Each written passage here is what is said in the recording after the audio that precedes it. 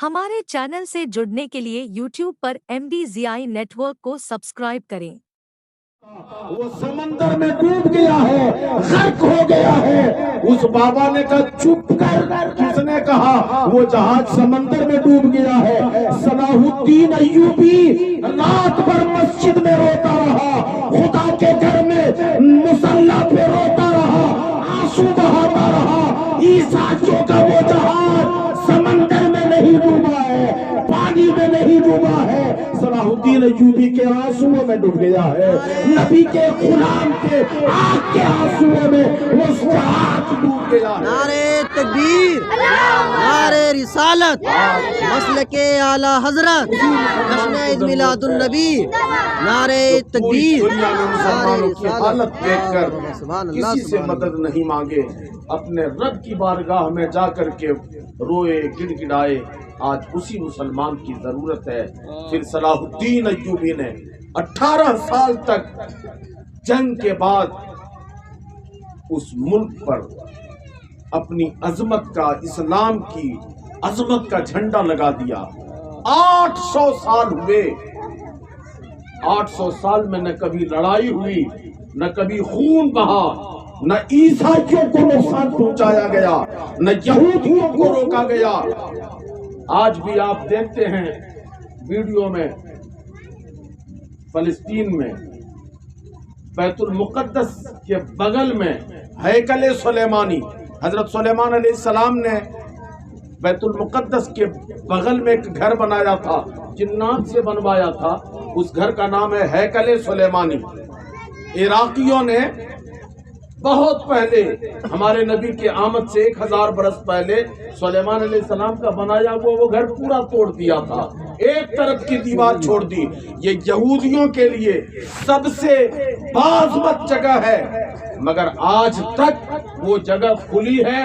यहूदी जाते हैं उस दीवार के पास, यहूदी जाकर रोते हैं, इबादत करते हैं। किसी मुसलमान ने नहीं रोका, न किसी मुसलमान ने किसी का खून बहाया। राम अल्लाह में हजरत ईसा अलैहिस्सलाम के पैदाइश की जो जगह है, उस जगह पर ईसाई अपने अकीदे के मुताबिक वहां जाकर के इबादत करते हैं। 800 साल में किसी मुसलमान ने न तो किसी का खून बहाया, न कोई लड़ाई हुई, न कोई गोली चली।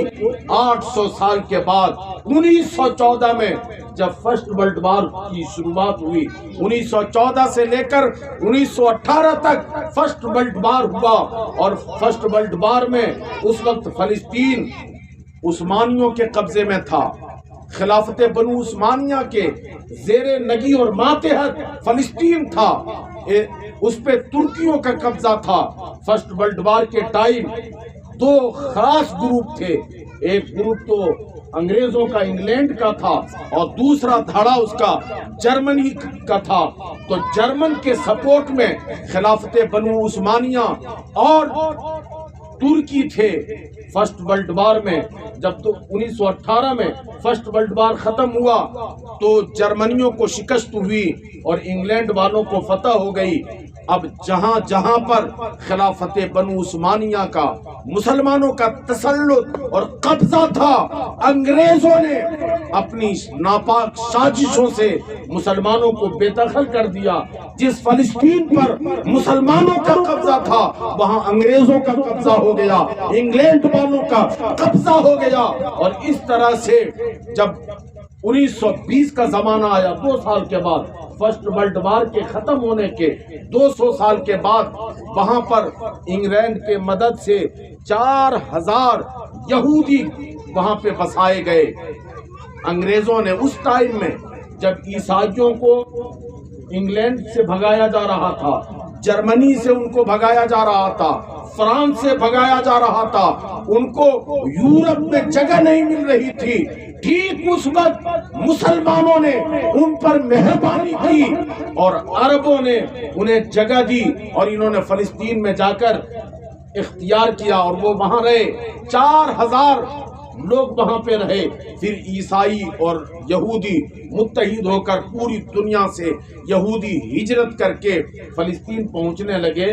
और 1948 आते आते فلسطین میں 35 لاکھ یہودی کی آبادی ہو گئی، اور ادھر جب 1948 کا ٹائم آیا تو 1948 میں انگریز کمزور پڑنے لگے اور دنیا بھر سے انگریزوں کے خلاف علم بغاوت بلند ہونے لگا، اور انگریز جہاں جہاں تھے انگریزوں نے جاتے جاتے وہاں پر نفرت کی جڑیں مضبوط کر دی۔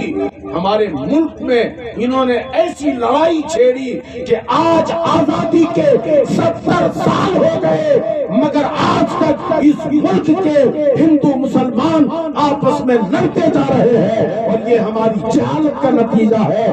کاش اگر ہمارے پاس علم ہوتا تو ہم ہندو مسلمان مل جل کر کے بھائی بھائی بن کے رہتے، مگر ان انگریز سازشوں نے جہاں پہ ہندو مسلم کے لڑائی کی بنیاد رکھی، ٹھیک اسی طرح سے فلسطین میں انہوں نے 1948 میں یونائٹڈ نیشن میں ایک قرارداد پیش کی، اور وہ ملک جو خالص مسلمانوں کا تھا اسے ڈیوائیڈ کر دیا، فلسطین کو 2 حصوں میں بانٹا، آدھا فلسطین بنایا گیا اور آدھا ملک اسرائیل بنا دیا گیا۔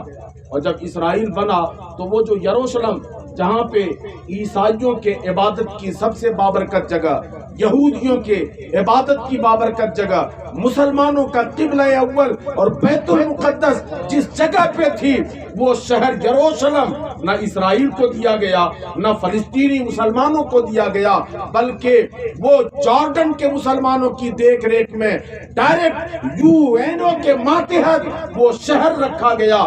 مگر انگریز اور عیسائی اور یہودی سازشوں نے، یہ یہودی سازش بہت پرانی ہے، جو لوگ قصص الانبیاء پڑھے ہیں، جن لوگوں نے تاریخ انبیاء پڑھی ہے، ان لوگوں کو معلوم ہے کہ یہودیوں نے کبھی کسی پیغمبر کو آروں سے چیر ڈالا، کبھی کسی پیغمبر کو انہوں نے دوڑا کے مارا، کسی پیغمبر کو انہوں نے قتل کر دیا، کسی پیغمبر کو انسانی بولے سوریوں پہ لٹکا دیا۔ یہ یہودی سازش ہے، ہمیشہ سے بڑی ناپاک رہی ہیں۔